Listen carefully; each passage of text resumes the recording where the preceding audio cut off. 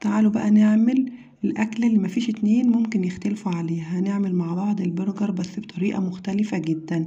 البرجر مع صوص رهيب اقتصادي كمان، وعايزة اقول لكم ان الوجبة كلها اقتصادية. انا عملت الوليمة دي كلها من 4 قطع برجر بس، تخيلوا 4 قطع عملوا معايا كل الكمية دي.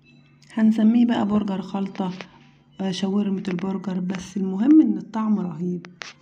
اول حاجة هنجيب طاسة يكون فيها معلقة واحدة بس من الزيت، هننزل فيها بقى بالبرجر. انا حطيت 3 قطع، واول لما قلبتهم كانوا كشوا، فضفت بقى القطعة الرابعة. هقلبهم بقى على الجنبين لما ياخدوا اللون الجميل ده، هطلعهم بقى كده في طبق على جنب. والدهون اللي نزلت من البرجر دي هكرمل فيها البصل. وعايزه اقول لكم شايفين الطاسه ولونها ده، انا عايزاها كده، انا معليه النار عليها عشان خاطر انا عايزه اللون ده.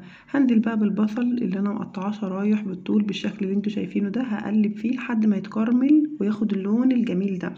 انا عشان الصوص كنت خدت كمان معلقه من البصل بعد ما تكرمل كده. بعد ما البصل اتكرمل نزلت عليه بفلفل اخضر وفلفل احمر. والبرجر زي ما انتوا شايفين انا قطعته شرايح طولية بالشكل ده. قسمت القطعة 2 بالنص كده، وقطعتها شرايح كل نص بالطول كده.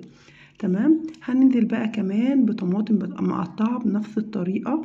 والبهارات بتاعتك بقى اي بهارات موجوده عندك، انا ضفت فلفل اسود وكمون وكزبره وبابريكا، توم باودر، بصل باودر، 7 بهارات. يعني اي تشكيله بهارات موجوده عندك، ممكن تستكفي بالفلفل الاسود والكمون والكزبره. بس يعني المهم ان انت تحطي كميات صغيره. وكمان ضفت الملح بقى، ظبطت الملح. اهم حاجه ما تزوديش ملح لان البرجر بيبقى متحيق، انت بس هتحطي الملح على قد الخضار بس. بعد ما ظبطنا الملح بقى هنقلب كل الكلام ده كله مع بعضه، وهنعلي النار وهنفضل نقلب بشكل مستمر لمدة 5 دقايق وهتبقى جهزت معانا. الصوص بتاعنا بقى انا ما صورتوش الحقيقة للأسف، لان انا عارفة لما تبقي في المطبخ كده وعايزة هم عايزين صوص برجر، وانا ما كانش عندي لا مايونيز ولا كاتشب ولا مستردة، فظبطت اي حاجة. بس عارفة لما تعملي اي حاجة كده وتطلع معاكي احلى حاجة. لو عاوزين الطريقة قولوا في التعليقات وانزل لكم بطريقة صوص البرجر اللي انا عملته ده. وجبت بقى عيش البرجر، حطيت الصوص من تحت كده على العيش، وبعد كده حطيت البرجر زي ما انتوا شايفين او خلطة البرجر بتاعتي، وحطيت كمان صوص على الوش، وشكله زي ما انتوا شايفين تحفة. كل الكمية دي ب4 قطع، وكمان السندوتشات مليانة جدا.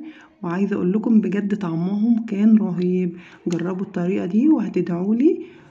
عايزاكم تشوفوا بس الكمية اللي احنا عملناها دي، ممكن تشتروها جاهزة من بره بكام، وكمان مش هتبقى في الطعامة دي. والله العظيم بجد كان حلو قوي وتحفة، وكمان نظافة وجودة بيتك. لو عجبكم الفيديو ما تنسوش لايك وتعليق حلو زيكم تشجعوني بيه.